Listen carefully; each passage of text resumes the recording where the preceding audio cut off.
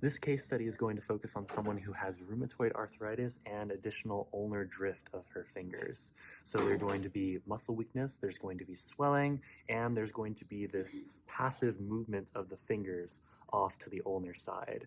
And while they can be moved back into a neutral position, they will want to go back on their own. So the orthosis we're going to design for this client would be a resting hand orthosis that would maintain neutral position of the wrist and palm, and an additional component that would bring each of the fingers back into neutral position, because even with an orthosis, they can be drifted out in that direction.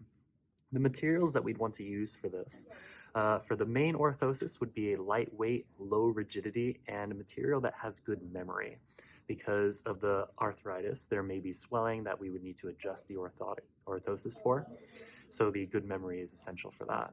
The material that we're using here is Orthocolor. Now, you will also need an additional component for the fingers to maintain that neutral position.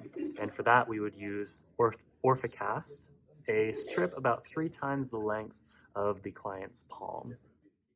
This pattern is based on the rheumatoid arthritis resting hand pattern. It follows many of the basic guidelines that many patterns use, with a special note being that you need to mark the PIP joints of each finger, as you are going to include the proximal phalange in this orthosis.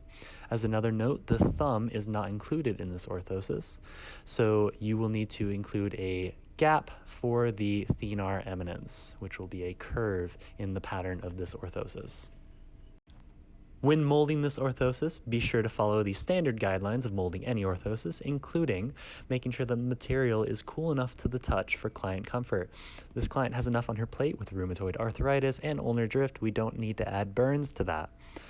You're also going to want to make sure that you include the proximal phalanges in this orthosis, as they're going to be included with the ulnar drift component. You're going to want to conform the orthosis to the forearm and the arches of the palm so that it is comfortable for the client to wear.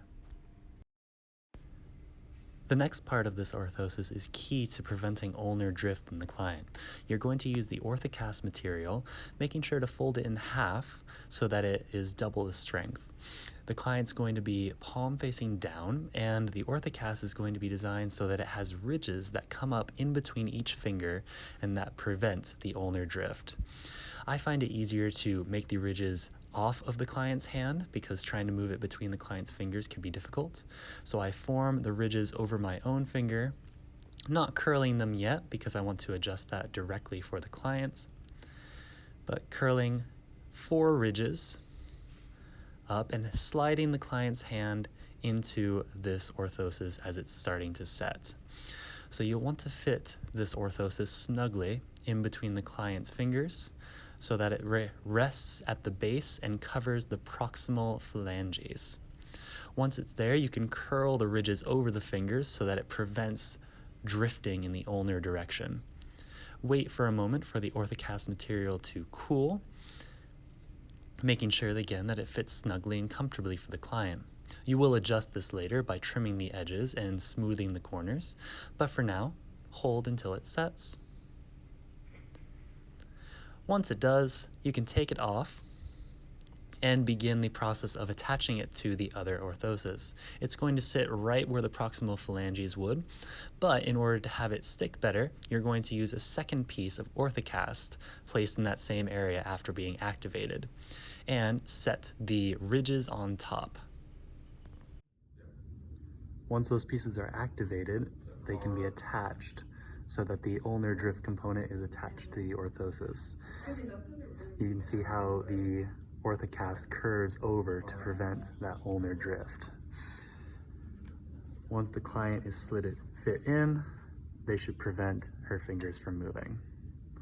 Once this component is attached, you can add straps to the orthosis, keeping in mind the swelling of the rheumatoid arthritis and that you'd want to incorporate larger straps where possible.